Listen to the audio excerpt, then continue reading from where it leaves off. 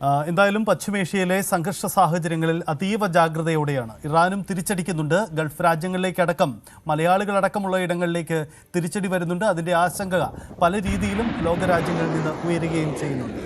അജയ് സുധാബിച്ചു ചേരുന്നുണ്ട്. അജയ്, എങ്ങനെയാണ് അയത്തുള്ള ഖമൈനിയെ വധിച്ചത് എന്ന ചോദ്യത്തിന് അമേരിക്കയും ഇസ്രയേലിൻ്റെയും സംയുക്ത സൈനിക നീക്കം തന്നെയാണ്. 30 ബോംബുകൾ ഞങ്ങൾ കൊട്ടാരത്തിന് സമീപത്ത് വർഷിച്ചു എന്ന കാര്യം അവർ ഔദ്യോഗികമായി സ്ഥിരീകരിക്കുന്നതുമുണ്ട്. എങ്ങനെയായിരുന്നു ഈ ആക്ഷൻ പ്ലാൻ?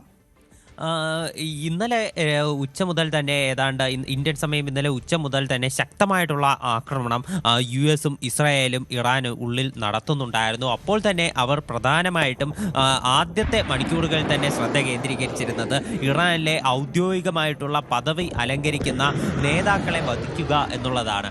ഇറാന്റെ പ്രതിരോധ മന്ത്രി കൊല്ലപ്പെട്ടു എന്ന് പറയുന്ന വാർത്തകൾ അത് ഇന്നലെ പുറത്തു വന്നിരുന്നു.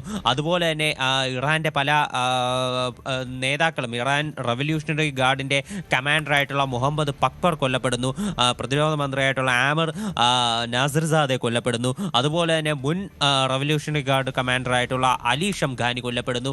അങ്ങനെ ഈ പല പ്രമുഖ നേതാക്കളും കൊല്ലപ്പെടുന്ന ഒരു സാഹചര്യം ഇറാനുള്ളിൽ ഉണ്ടാകുന്നു. അതിനുശേഷം ഇറാന്റെ പരമോന്നത നേതാവായിട്ടുള്ള ആയത്തുള്ള അലി ഖമനയെ ലക്ഷ്യം വെച്ചായിരുന്നു ഇസ്രായേലിന്റെയും US-ന്റെയും ആക്രമണം എന്ന് പറയുന്നത്. പ്രധാനമായിട്ടും ആയത്തുള്ള അലി ഖമനയുടെ ഏറ്റവും സെക്യൂർഡ് ആയിട്ടുള്ള ഒരു കോമ്പൗണ്ട്, ആയത്തുള്ള അലി ഖമനയുടെ കൊട്ടാരം തകർക്കുന്ന രീതിയിൽ വലിയൊരു ആക്രമണം നടക്കുന്നു. അതിൻ്റെ സാറ്റലൈറ്റ് ദൃശ്യങ്ങൾ ഇന്നലെ തന്നെ പുറത്തു വന്നിട്ടുള്ളതാണ്. അത് വലിയ രീതിയിൽ സാമൂഹ്യ മാധ്യമങ്ങൾ വഴി പ്രചരിച്ചിരുന്നു. അതിനുശേഷം ഒരു സ്ഥിരീകരിക്കാത്ത റിപ്പോർട്ടാണ് ആദ്യം പുറത്തു വരുന്നത്. ഇസ്രായേലിലെ ചാനൽ 12 എന്ന് പറയുന്ന ഒരു മാധ്യമമാണ് ആദ്യം ആയത്തുള്ള അലി ഖമനൈ കൊല്ലപ്പെട്ടു എന്നുള്ള തരത്തിലുള്ള വിവരം പുറത്തുവിടുന്നത്.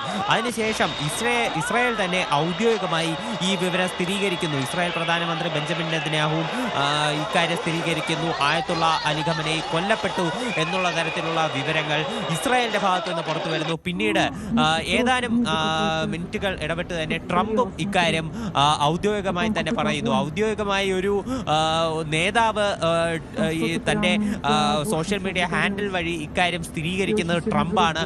ട്രംപ് പറഞ്ഞു ആയത്തുള്ള അലി ഖമനൈ കൊല്ലപ്പെട്ടു. അതായത് ലോകത്തുള്ള ഈ ജനതയ്ക്ക് വലിയൊരു ആശ്വാസകരമാണ്. ലോകത്തെ ഏറ്റവും നീചനായിട്ടുള്ള നേതാക്കളിൽ ഒരാൾ കൊല്ലപ്പെട്ടു.